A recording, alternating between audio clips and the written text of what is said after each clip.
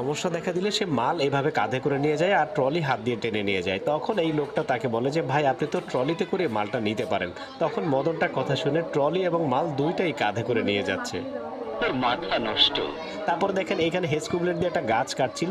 তখন একটা লোক এসে বললো যে ভাই আপনি ইলেকট্রিক এইটা দিয়ে কাটেন, তাহলে আরো দ্রুত কাটবে। সে দেখেন করাতের মতো এটাকে ব্যবহার করতেছে, অথচ এটা কিন্তু ইলেকট্রিক। এটা দিয়ে কিন্তু সেকেন্ডেই গাছটা কাটা যেত। कौन है ये लोग? कहां से आते हैं ये? এখানে দেখেন আবার ইলেকট্রিক একটা চুলার ভিতরে পানি দিয়ে এটাকে আগুনের উপর বসায় দিছে। মানে কি বলবো। এখানে দেখেন আবার নুডলস খেতে গিয়ে কাঠিটা একটু বড় মনে হচ্ছে তার কাছে, সেজন্য দেখেন একেবারে কেটে ছোট করে নিয়েছে। আমার কথা হলো হাত দিয়ে তো খাওয়া যেত, শুধু শুধু কাঠি লাগানোর কি দরকার ছিল। এখানে দেখেন কি করেছে, পুরো কুমড়া গাছ সহ এখানে রান্না করেছে। এখন দেখেন বাটিতে নিতে পারতেছে না, খেতেও পারতেছে না। কি একটা অদ্ভুত কাজ।